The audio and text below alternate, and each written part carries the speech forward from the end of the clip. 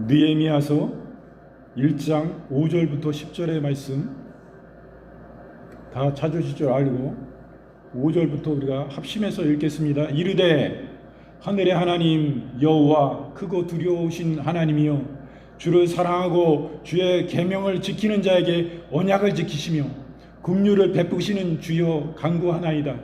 이제 종이 주의 종들인 이스라엘 자손을 위하여 주야로 기도하오며 우리 이스라엘의 자손이 주께 범죄한 죄들을 자복하오니 주는 귀를 기울이시며 눈을 여시사 종의 기도를 들으시옵소서. 나와 내 아버지의 집이 범죄하여 주를 향하여 크게 악을 행하여 주께서 주의 종 모세에게 명령하신 계명과 율례와 규례를 지키지 아니하였나이다. 옛적에 주께서 주의 종 모세에게 명령하여 이르시되 만일 너희가 범죄하면 내가 너희를 여러 나라 가운데로 흩을 것이요 만일 내게로 돌아와 내 계명을 지켜 행하면 너희 쫓긴 자가 하늘 끝에서 있을지라도 내가 거기로부터 그들을 모아 내 이름을 두려워하고 택한 곳에 돌아오게 하리라 하신 말씀을 이제 청하건대 기억하옵소서. 이들은 주께서 일찍이 큰 권능과 강한 손으로 구속하신 주의 종들이요 주의 백성이니이다. 아멘. 지금 읽으신 느헤미야서 1장 5절부터 10절의 말씀을 본문으로 기도에 힘쓰자라는 제목으로 우리가 함께 은혜를 나누겠습니다. 오늘 말씀은 느헤미야의 하나님을 향한 기도인 것입니다. 이게 말씀을 보니까 느헤미야는 기도에 힘쓰는 자였습니다. 불가능한 상황에서도 느헤미야는 기도를 드렸습니다. 그리고 이 느헤미야의 기도에 하나님은 나타나셨습니다. 그리고 느헤미야가 드린 기도에 또 특별한 성격을 가지고 있습니다. 근데 이런 불가능해서 드린 기도는 이가 포로로 바벨론에 붙잡혀왔기 때문에 포로의 신분이었습니다. 그 마음이 굉장히 상심되어 있었어요. 그런 상황 가운데서 기도드릴 상황이 못 되었었습니다. 그러함에도 불구하고 느헤미야는 하나님을 향하여 기도하였던 것입니다. 그리고 이는 또 여기서 포로 가운데 팔려왔지만은 하나님의 은혜 안에 하나님이 뛰어난 사람이요 지혜가 있는 사람이요, 그러므로 이 포로된 이 나라에서 술 맡은 관원장이었습니다. 그래서 그 삶이 이 가운데서도 굉장히 안락하고 평안한 생활이었어요. 꼭 이렇게 기도하지 않고 나서서 어려움을 당하지 않아도 되는 것입니다. 기도하고 하나님의 나라를 기도하고 이스라엘을 위해서 기도할 때에, 자신의 나라의 회복을 위해서 기도할 때에 이 나라에서는 적대행위를 하는 것입니다. 포로를 끌려 나라에서 볼 때는 적대행위를 하는 거예요. 그럴 때 어려움이 닥칠 것은 분명한 것입니다. 그 악이 만연한 가운데서 그는 기도했어요.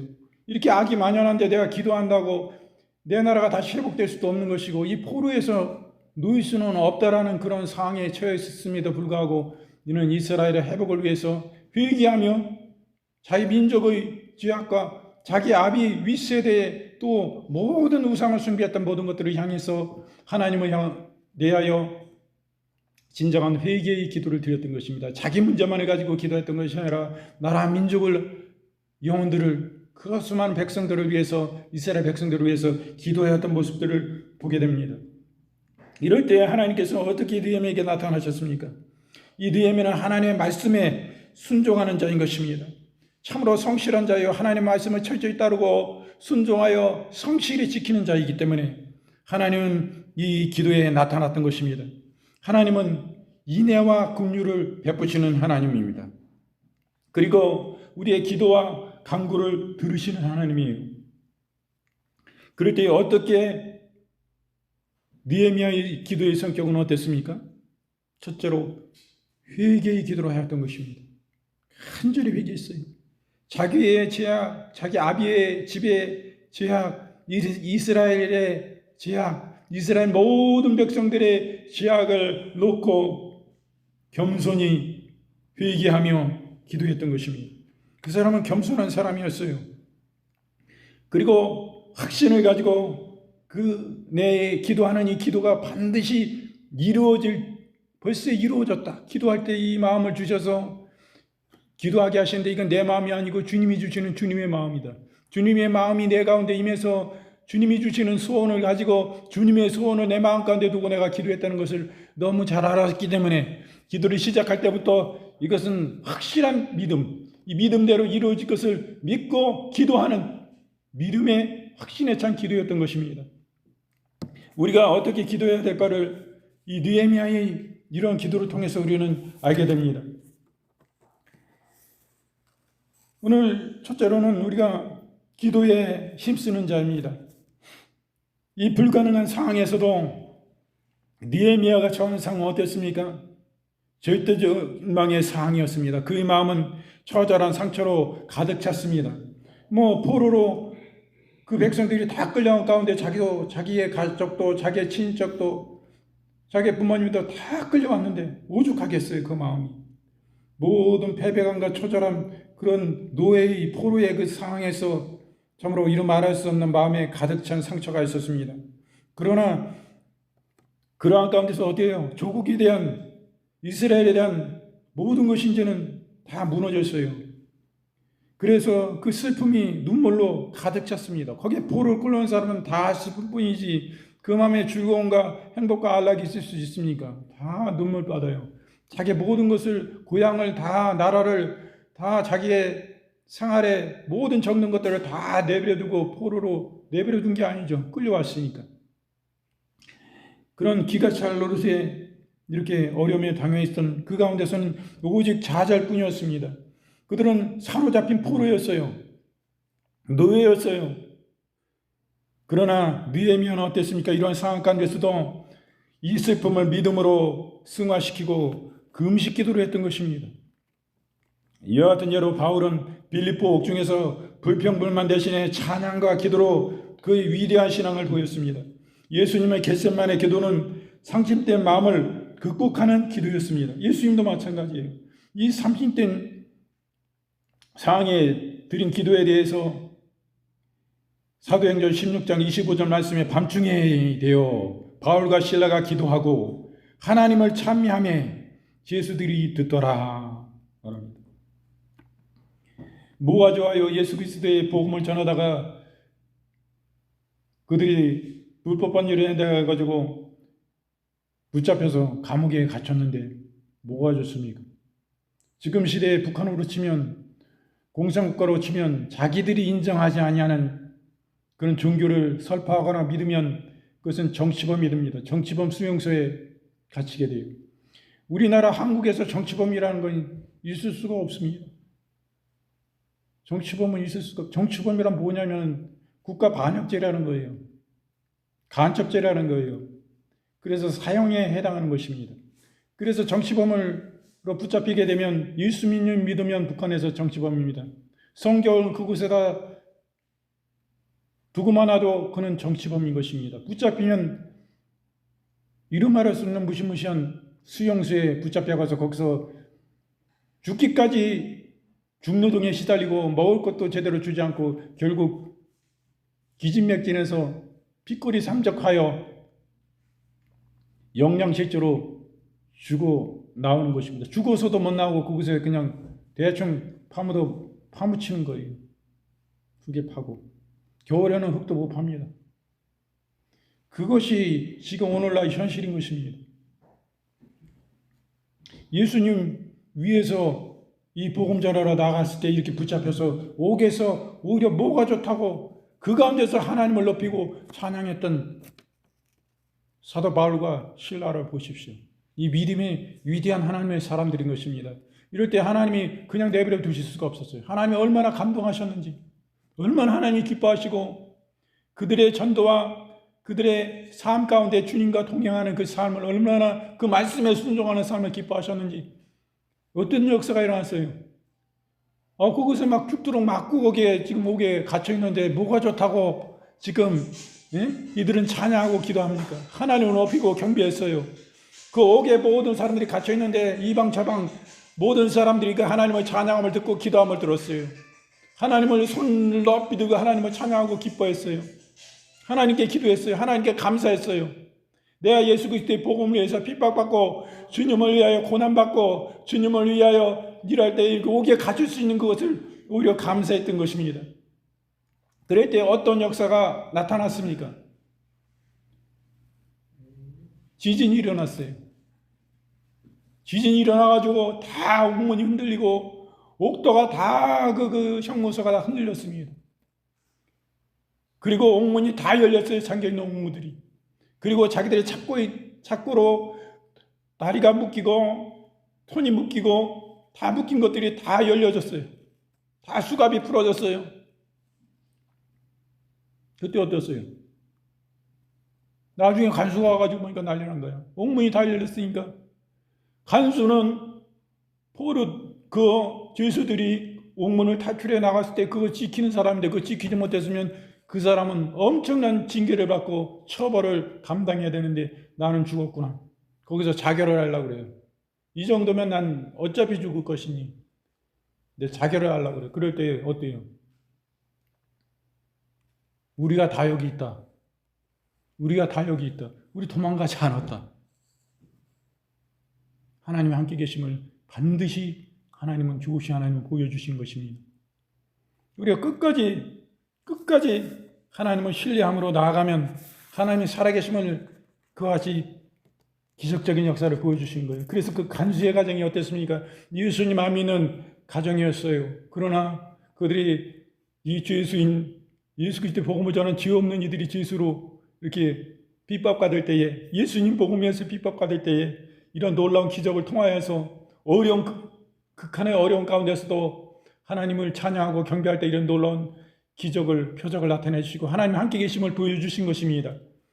그게 이 간수의 가정도 예수님을 믿었어요. 이 사람도 예수님을 영접하고 이들의 친인척이 다 이로 인하여 또한 예수님을 믿는 천국 백성으로 지옥에서 구원받는 역사가 있었던 것을 우리는 보게 됩니다.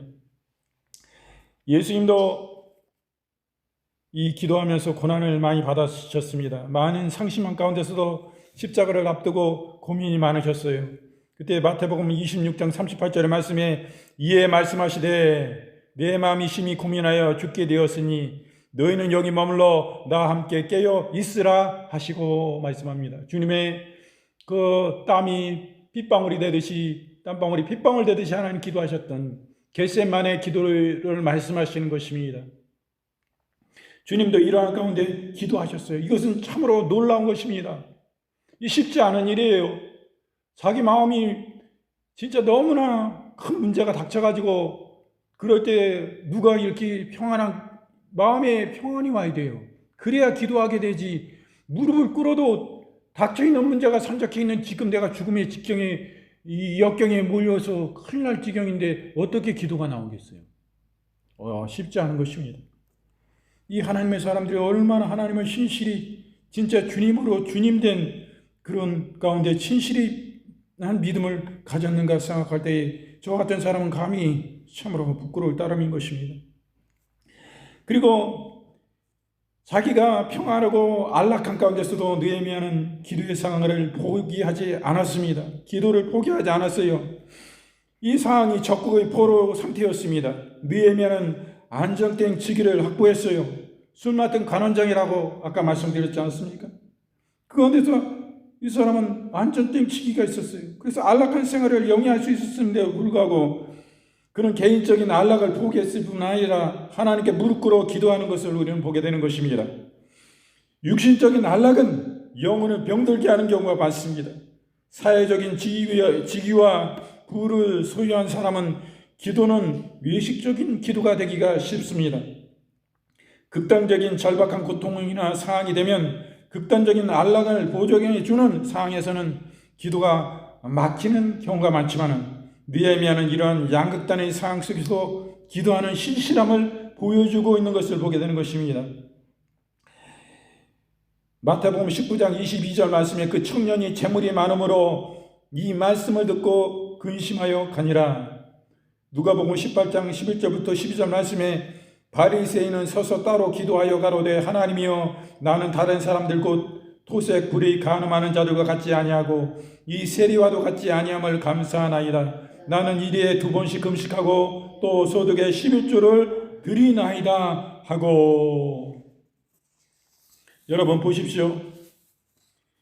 우리는 이러한 안락한 지기와 모든 것을 다 가졌다 할지라도 자기를 희생하고 헌신한 가운데 나라 민족을 위해서 이 느헤미야는 그것을 포기하고 기도했던 것입니다. 그 기도가 그냥 기도가 아니라 그 기도는 회개의 기도요 또 겸손의 기도였던 것을 봅니다. 오늘 세리의 기도가 어떻습니까? 이런 자기는 참으로 하나님 앞에 의로운 자입니다 라고 하나님 앞에 기도합니다. 그러나 세리는 자기의 죄를 저는 죽을 수밖에 없는 죄인입니다. 주님 저를 용서해 주옵소서 하고 간절히 회개하는 기도인 것입니다. 그것을 보십시오. 교만한 기도와 겸손의 기도가 얼마나 차이가 있습니까? 이 주님이 말씀하신 거예요. 이 교만한 기도 하나님 들으시지 않는다. 그러나 겸손의 기도는 하나님이 들으신다는 것을 말씀해 주고 있습니다. 참으로 그 가운데 느헤미야가 포로로 잡아온 이 상에서는 악이 만연한 때였습니다. 그때에도 느헤미야는 이스라엘 백성들이 하나님께서 모세를 통해 명령하신 명령과 규례를 범하였음을 자백해요. 바로 십계명을 주신 그 말씀을 말씀하시는 것입니다. 나 외에 다른 신을 섬기지 말라, 우상을 섬기지 말라. 주님은 분명히 말씀하셨어요. 하나님은 시기하고 질투하시는 하나님이 라고까지 표현하시며 나의 선택된 나의 백성은 나만 찬송받기 위해서 하나님께서 창조하셨지 우상 숭배하라고 창조한 것이 아니 나는 질투하는 하나님이다. 나 외에 다른 신은 섬기지 말라 분명히 말씀하셨기 때문인 것입니다. 근데 그 하나님의 명령과 규례를 백성들이 지키지 않았어요. 이는 민족적 신앙 공동체가 범한 범죄인 것입니다. 그리고 이 죄가 느헤미야는 자신의 죄임을 고백해요. 느헤미야는 그것을 자신의 악행으로 돌리고 하나님께 구원을 간구합니다. 예수님의 기도로 악행한 무리에 대한 하나님의 용서를 또한 예수님도 구했습니다. 또한 예수님을 따르는 하는 사람들은 핍박을 당했으면 우리는 바알과 신라를 통해서도 복음을 위해서 희생했으면 우리는 보게 되는 것입니다. 느헤미야는 자신만을 위한 것이 아니라 대신 나라와 민족의 백성들의 죄악을 바라보며 회개하며 나아갔던 것입니다.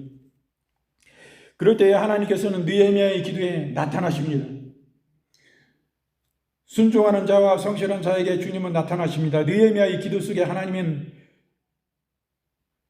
절대적인 하나님을 향한 신뢰가 내포되어 있고 하나님의 속성에 근거하여 기도하는 것을 우리는 보게 되는 것입니다. 먼저 그는 주님을 사랑하고 주의 계명을 지키는 자에게 언약을 지키시는 하나님을 향해 기도하는 것입니다. 하나님은 그 계명을 주셨으면 반드시 그 말씀으로 약속하신 그 약속을 지키신다 말하는 것입니다. 우리 주님은 계약서를 쓰지 않습니다. 그러나 하나님 말씀하신 그 말씀으로 반드시 지키시는 하나님의 말씀이요.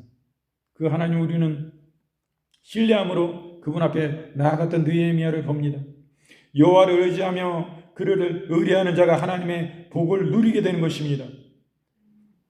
에레미야 17장 7절부터 8절 말씀에 그러나 무릇 여호와를 의지하여 여호와를 의뢰하는 그 사람은 복을 받을 것이라. 그는 물가에 심은 나무가 그 뿌리를 강변에 뻗치고 더위가 올지라도 두려워하지 아니하며 그 잎이 청청하며 가무는 해에도 걱정이 없고 결실이 그치지 아니한 같으리라 말씀합니다. 순종으로 말미암아 복과 불순종으로 말미암은 저주의 길이 우리 앞에도 역시 있는 것입니다. 하나님은 순종하는 자들에게 성실하게 인도하시며 약속을 반드시 이행하시는 분이신 것입니다. 참으로 하나님은 인애와 긍휼을 베푸십니다. 하나님은 불의에 대해 진노하시며 또 보응하시며 보복하시는 질투의 하나님이신 것입니다. 그러나 공의로우시고 하나님은 공의의 또한 면이 계신 것입니다. 하나님은 양면성과 같아요. 공의로운 보응이 있습니다. 악의 돌이킴으로 인한 그런 회개를 통한 인애와 긍휼이 하나님은 반드시 계신 것입니다. 하나님을 향하여 민족이 범죄한 죄악에 대한 사유하심을 간구하고 있는 느헤미야를 우리는 보게 됩니다. 성도의 기도는 인애와 긍휼을 베푸시는 하나님의 은혜에 근거해야 하는 것입니다. 에레미야 32장 19절 말씀에 주는 모략에 크시며 행사에 능하시며 인류의 모든 길에 주목하시며 그 길과 그 행위의 열매로 보응하시나니.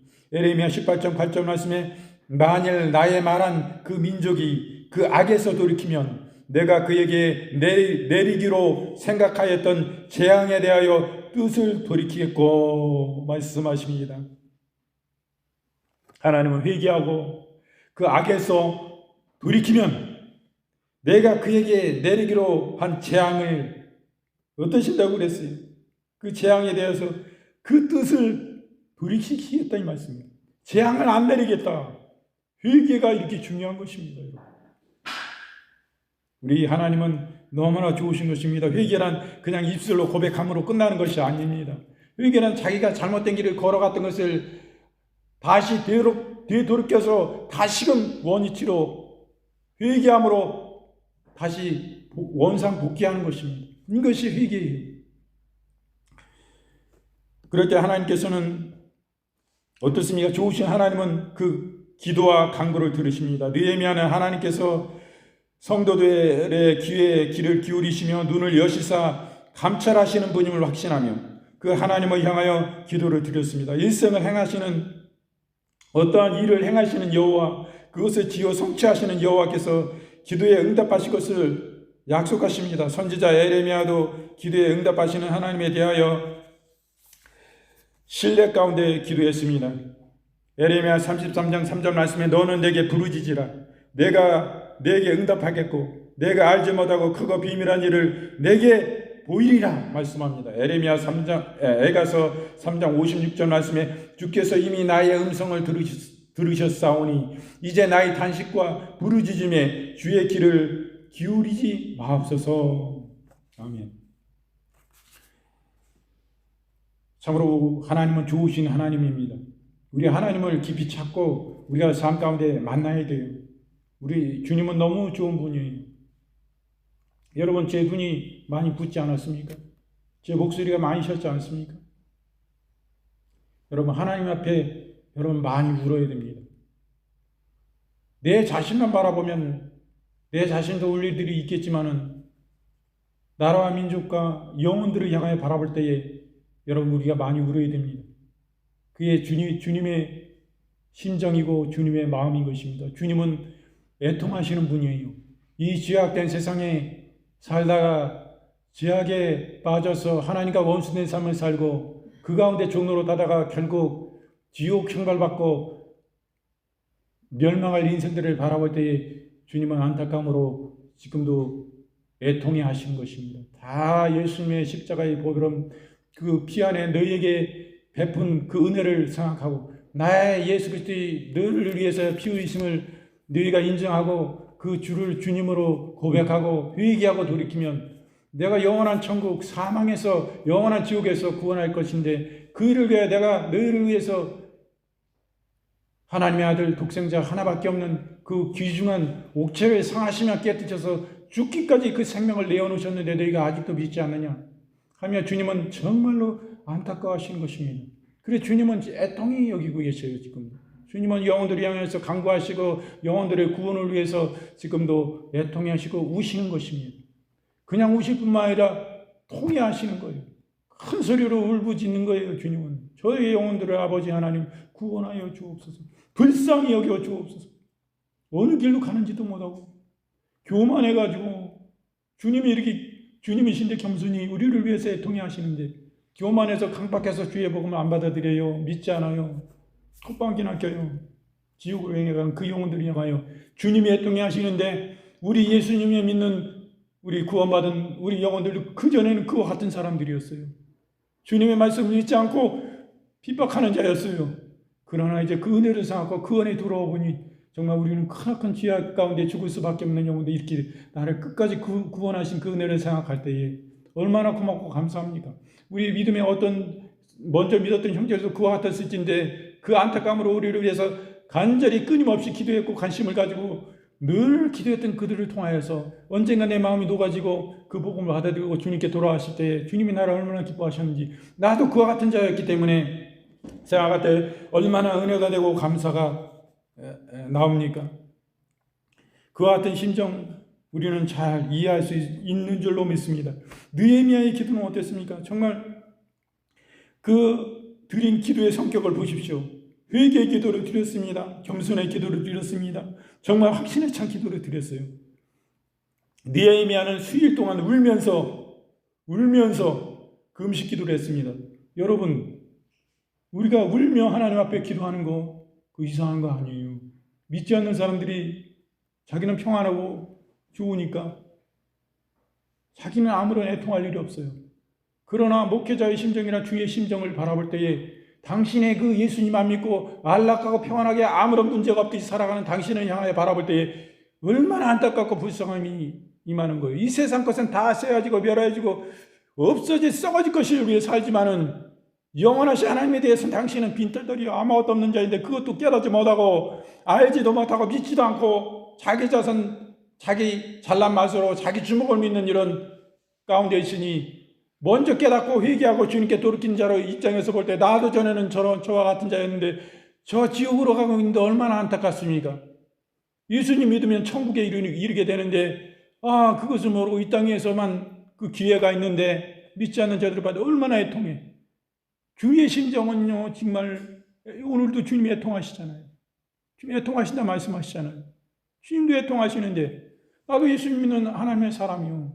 나도 저와 같았어요. 저 믿지 않는 저런 자기 아무것도 예수님 믿는 거 필요 없는 것 같이 살아왔는데 그렇게 보니까 나도 저와 같은 자였는데 생각할 때 주님의 애통이 그 애통이 내 애통이 되고 대신 회개의 눈물을 흘리게 되고 주님 막 부르짖고 눈물 안 흘리겠어요. 에레미야 지금 오늘 말씀의 주제인 사람 그 인물 느헤미야 선지자가 바로 이와 같은 사람이었다 이거요. 그냥 애통이 할 뿐만 아니라 금식하며 밥을 굶어가며 기도했던 거예요. 내가 왜 배고파야 돼? 하루 한 끼만 굶어도 얼마나 배가 고프고 하루 3끼 굶어봐요. 얼마나 배가 고프고 먹는 거에 대해서 얼마나 감사한지 먹을 것에 대해서 느껴질 거예요. 그런데 몇 날 며칠을 금식하면서 왜 자기의 일이 아니고 이제 자기 민족의 죄악에 대해서 우상 섬기고 하나님 저버린 거 이거에 대해서 자기가 회개해야 되느냐 이거예요. 이러한 역사를 볼 때에 얼마나 이런 분들이 거룩하신 하나님의 사람들입니까? 여러분 생각해 보셨어요? 남을 위해서 우리가 금식해 봤습니까? 밥을 굶어가며 그냥 기도할 뿐만 아니라 밥을 굶어가면서 몇 날 며칠을 그 사람들의 구원을 위해서 그 사람들의 회복을 위해서 그 영혼들의 치유를 위해서 우리가 이와 같은 삶을 살아봤냐 이거예요. 그때 이 말씀을 대할 때에 진짜 거룩하신 진짜 하나님의 사람이고 신실한 하나님의 사람이고 하나님의 진짜 선지자구나. 우리는 그것을 느껴야 되는 거예요. 제 자신도 그렇습니다. 이게 회개가 되는 거예요. 저도 오늘은 목소리가 많이 쉬었고 오늘도 지난주에도 마찬가지지만 오늘도 눈이 많이 부었어요. 왜? 하나님의 은혜입니다. 저도 어저께 기도 많이 했지만 기도하면 눈물이 흑히나 저는 처음부터 끝까지 기도의 모임에 기도하면 끝까지 눈물 콧물이. 그래서 이 휴지 안 가져가면은 기도 못 합니다. 콧물 눈물 닦아야 되는데 그 휴지 바닥에 다 흘려가면 어떻게 더러워가지고 옆 사람들 피해를 주는 거예요. 하나님의 은혜인데 그 눈물도 그냥 나오냐 이거. 어저께 목소리까지 쉬었어. 다 하나님의 은혜입니다, 여러분. 제가요 기도에 대해서 말씀하실 때 처음에 기도할 때 뭐 30분, 1시간 이상 기도하면 방언 기도를 삼아야. 그러면 많은 시간 더 기도할 수 있다. 여러분들의 기도에 도전을 주기 위해서 제가 그렇게 말씀드립니다. 우리 진짜 하나님의 사람들은요, 하나님의 목회자들은요, 하루에 몇 시간 기도해야 되는지 알아요?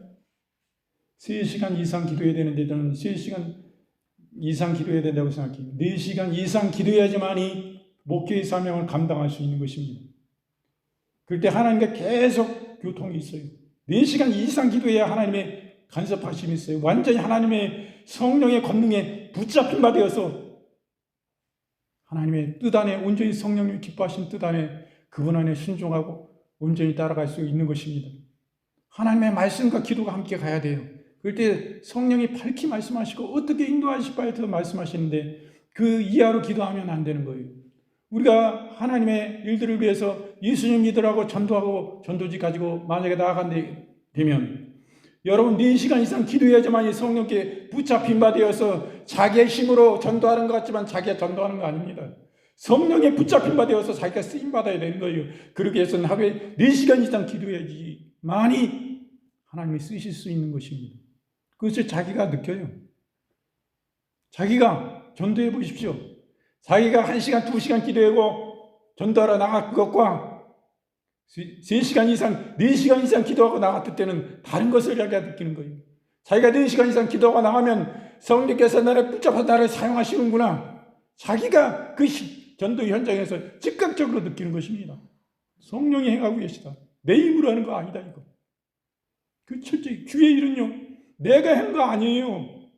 뭡니까? 모이면 하나님 앞에 하나님의 은혜를 구하고 주님이 인도해 주시고 주님이 앞서가 달라고 항상 주님을 구하는 거예요. 내 능력, 내 지혜, 내 힘으로 될 것 같지만 결코 안 되는 거예요. 주님이 함께 해주시지만이 되는 거고 주님이 기뻐하셔야지만 되는 거고 주님이 인도해 주셔야만이 되는 거지. 우리는 그냥 주님의 도구로 쓰임받는 도구인 것입니다. 그럴 때 주님이 우리를 통해서 영광을 받으시고 쓰실 수 있는 것이에요. 그렇기 때문에 우리가 온전히 하나님 앞에 능력 있게 쓰임받기 위해서는 5시간 이상 7시간 이렇게 기도해야 돼요. 그 이상도 기도해야 되지만은 이렇게 기도해야 되는 것입니다. 그럴 때 방언 기도가 필요하다는 말씀을 드리는 거예요. 이 많은 시간.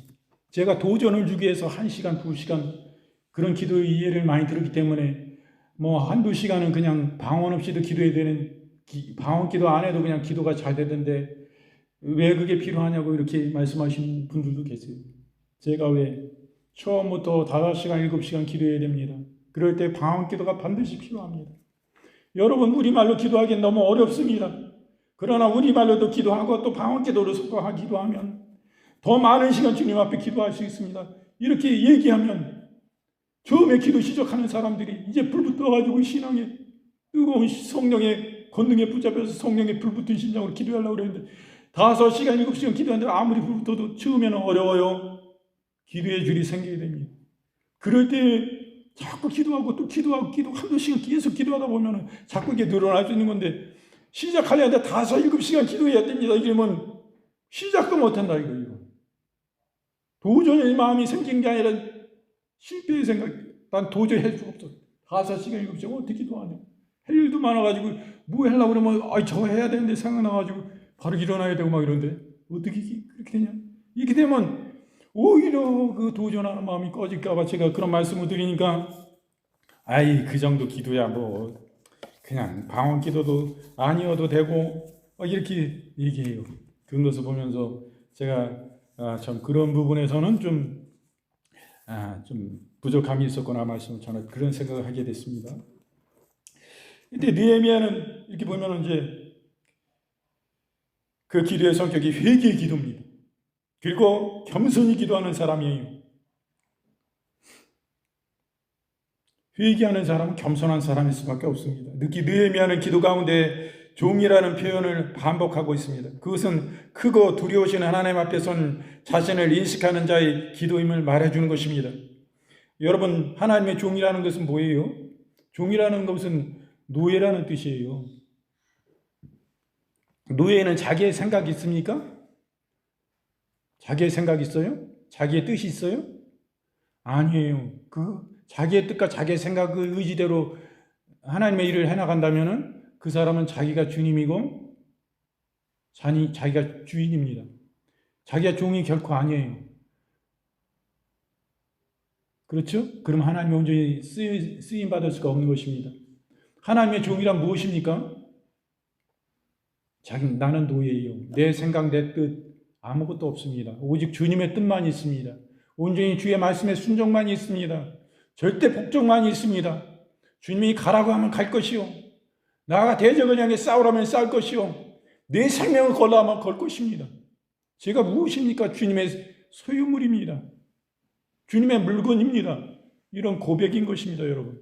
지금은 종님 하나님의 종님, 목사님을 높여가지고 이렇게 부르고. 종님이 어디서 종놈이지? 솔직히 그렇지 않습니까? 종이라는 것은요, 난 노예예요. 주님의 물건이에요. 이렇게 표현하는 것입니다. 굉장히 겸손 있는 표현이에요, 이 말씀에는요. 그래서 우리 보십시오. 하나님께서 인간에게 구하는 겸손히 하나님께 함께 행하는, 하나님은 겸손과 함께 행하십니다. 우리가 성경에 보면 히스기야 왕이 나옵니다. 이 사람은 사형 선고를 받았어요. 병들어서 죽게 되었습니다.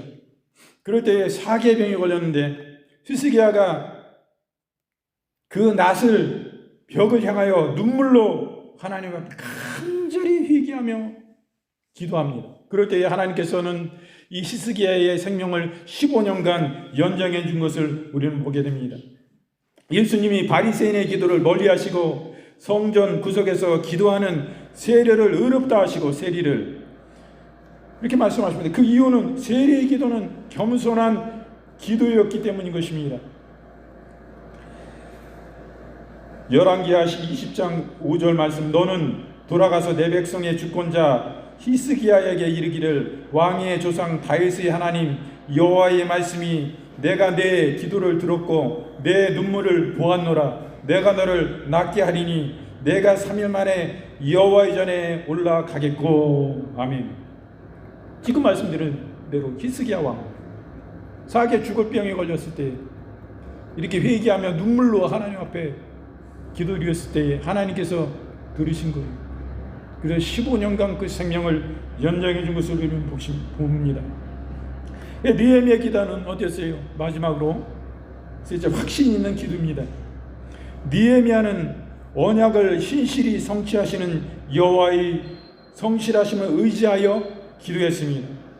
인생은 변화무쌍하지만 하나님은 변화가 없습니다. 여호와께 의뢰하고 기도하는 자는 기업을 얻게 되는 것입니다. 다니엘은 하나님을 의뢰함으로써 사자굴에서 건짐을 받았습니다. 다니엘의 세 친구는 하나님에 대한 절대 신뢰를 수여했습니다. 그리 아니하실지라도 라는 결단을 그들은 내렸어요. 하나님이 우리의 생명을 구원하여 주시지 않을지라도 이런 결단의 마음으로 그리 아니하실지라도의 신앙으로 나아갔던 것입니다. 그들이 풀무불에 던져질 때에 그들의 생명은 거기서 다 타죽고 말게 되었던 것입니다.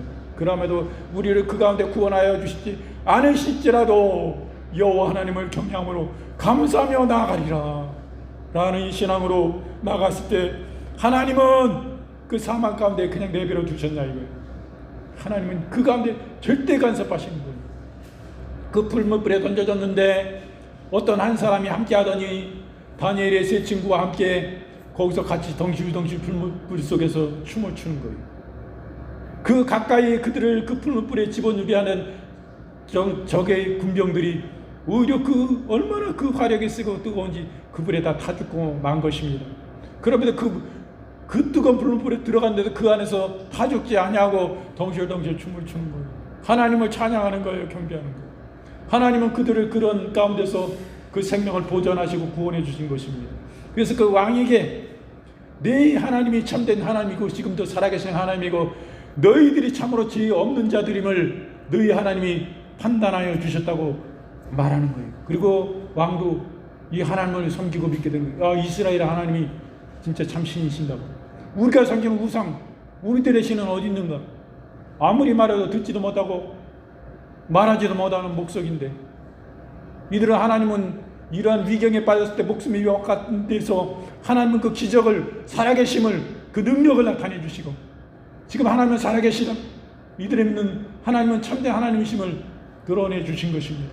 그 영광이 얼마나 큰가 이거야. 하나님이 이들을 살려주셨을 때. 나 이 가운데 하나님 안 살려줘도 감사합니다, 주님. 이러한 신앙으로 나아갈 때 우리가 목숨의 위급한 가운데서도 그 은혜 주신 것만 해도 감사하고, 나를 천국 백성 삼아주신 것, 그 믿음의 공로로 예수 그리스도의 피를 믿는 그 믿음을 공로로 보신 것, 하나님의 은혜 생각할 때 그것만으로 감사한데 뭘 더 주시려고 그래요, 주님.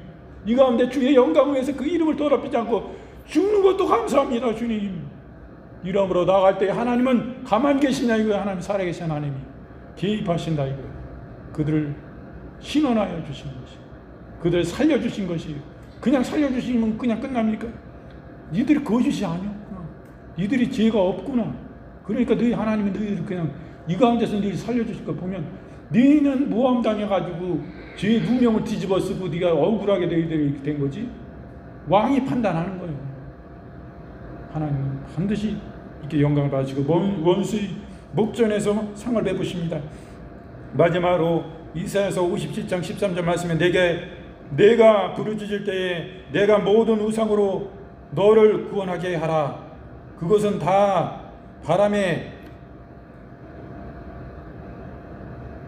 떠 가겠고 가운데 불려갈 것이로되 나를 의뢰하는 자는 땅을 차지하겠고 나의 거룩한 산을 기업으로 얻으리라. 아멘.